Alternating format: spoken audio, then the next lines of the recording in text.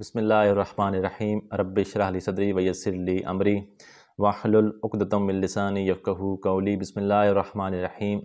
اللہم کل ولیک الحجۃ ابن الحسن صلواتک علیہ وعلی آبائہ فی ہذہ الساعۃ وفی کل ساعۃ ولیًا وحافظا وقائدا وناصرا ودلیلا وعینا حتی تسکنہ ارضک طوعا وتمتعہ فیہا طویلا بفضلک ورحمتک یا ارحم الراحمین۔ بسم اللہ الرحمن الرحیم۔ موضوع ہمارا چل رہا ہے نماز آیات پڑھنے کا طریقہ۔ نماز آیات کیسے پڑھتے ہیں، یہ پہلی ویڈیو میں بتا چکے ہیں کہ نماز آیات جو وہ کیسے ادا کرتے ہیں، کیسے پڑھتے ہیں۔ اس میں کچھ سوالات تھے جو وہ جن کی جواب آج دیں گے اس ویڈیو میں۔ تو سب سے پہلا سوال یہ ہے کہ نماز آیات جو وہ کیسے پڑھتے ہیں، یہ دوبارہ بتا دیتے ہیں۔ نماز آیات جو وہ کیسے پڑھتے ہیں، تو اس کا آسان اور مختصر طریقہ کار یہ ہے کہ نیت کریں۔ نیت کیا ہوگی؟ مثلا 2 رکعت نماز آیات پڑھتا ہوں واجب قربتاً اللہ، اللہ اکبر۔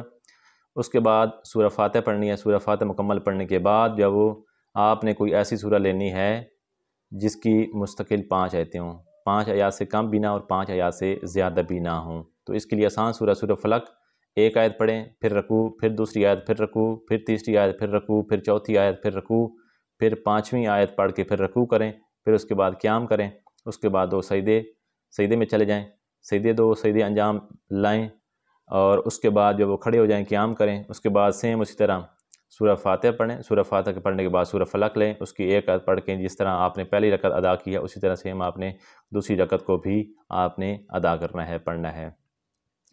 تو اس میں ویسے تو یہ ہے کہ مستحب ہے کہ 2 جب آیات آپ پڑھ لیں تو ہر 2 آیات کے بعد جب قنوت کا پڑھنا مستحب ہے، لیکن اگر آپ 2 آیات کے بعد نہ بھی پڑھیں تو کوئی ایسا مسئلہ نہیں ہے۔ تو اگر آپ کیا کرتے ہیں کہ جو دوسری رکعت ہوگی اس کی جب 5ویں آیت آپ پڑھیں گے، سورہ فلق کی آخری جب آیت پہ آئیں گے تو اس کے بعد کیا کریں، قنوت کر لیں، دعائے قنوت پڑھ لیں۔ دعائے قنوت پڑھنے کے بعد آپ جب وہ رکوع میں چلے جائیں، رکوع کریں، قیام، 2 سجدے، اس کے بعد تشہد سلام پڑھ کے نماز کو مکمل کریں۔ تو یہ طریقہ کار ہے جو مختصر طریقہ کار ہے جو میں نے آپ کی خدمت میں عرض کیا ہے۔ تو یہ تھا سوال کہ نماز آیات کیسے پڑھتے ہیں۔ دوسرا سوال، نماز آیات کتنی علامتوں کی وجہ سے واجب ہوتی ہے؟ تو یاد رکھیں کہ نماز آیات 3 علامتوں کی وجہ سے واجب ہوتی ہے: سورن گرہن، چاند گرہن اور زلزلہ۔ یہ 3 علامتیں ہیں جن کی بنا پر نماز آیات پڑھنا واجب ہوتی ہے۔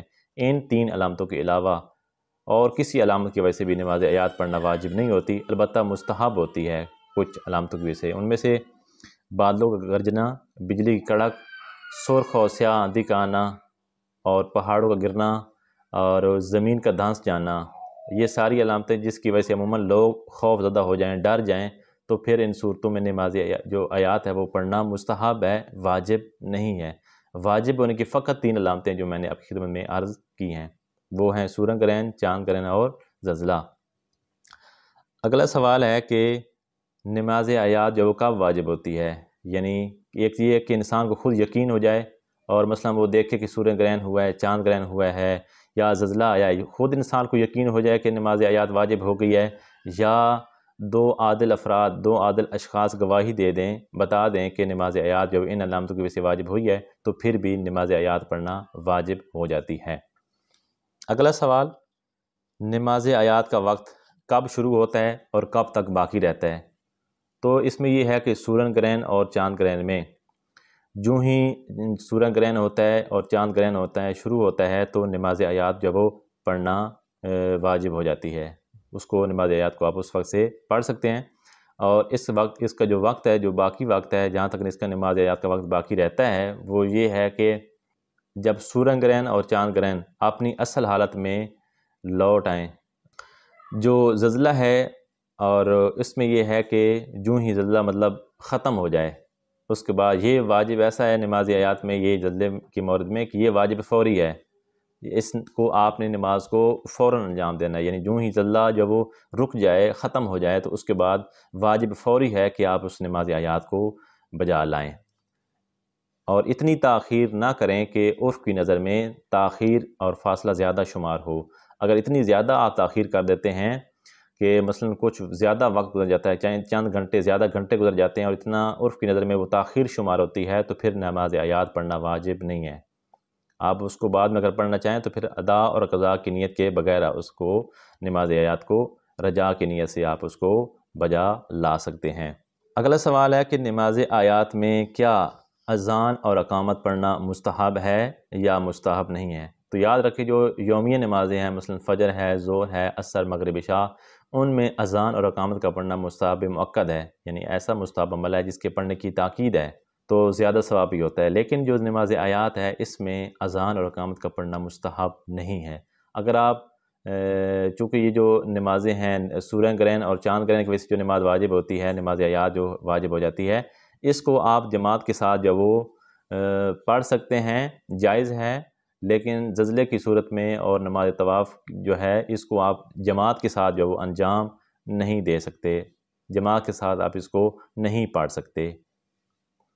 تو نماز آیات میں جو ہے وہ اذان اور اقامت جو اس کا پڑھنا مستحب نہیں ہے۔ اگر جماعت کے ساتھ پڑھتے ہیں تو پھر پہلے 3 مرتبہ اقامت کی بجائے الصلاۃ کہنا یہ مستحب ہے، لیکن اگر اس کو فرادہ آپ پڑھتے ہیں نماز آیات کو جماعت سے نہیں پڑھتے تو پھر اس صورت میں الصلاۃ کہنا بھی جو ہے وہ مستحب نہیں ہے۔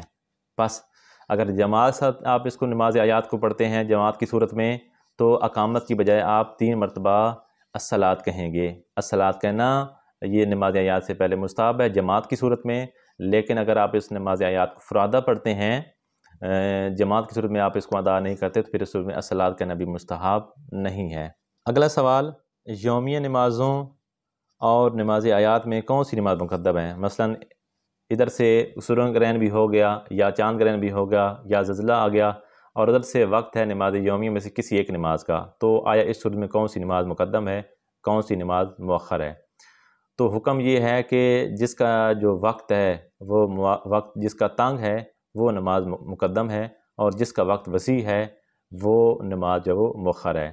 مثلا نماز یومیہ جو ہے وہ اس کی جو قضا ہونے میں چند منٹ رہ گئے ہیں، چند منٹ کے بعد جب نماز یومیہ وہ قضا ہو جائے گی، اس کا نماز یومیہ کا وقت جب وہ تنگ ہے، اور تو کیا ہے کہ اس صورت میں حکم یہ ہے کہ آپ نماز یومیہ کو پہلے پڑھیں اور نماز آیات کو بعد میں پڑھیں۔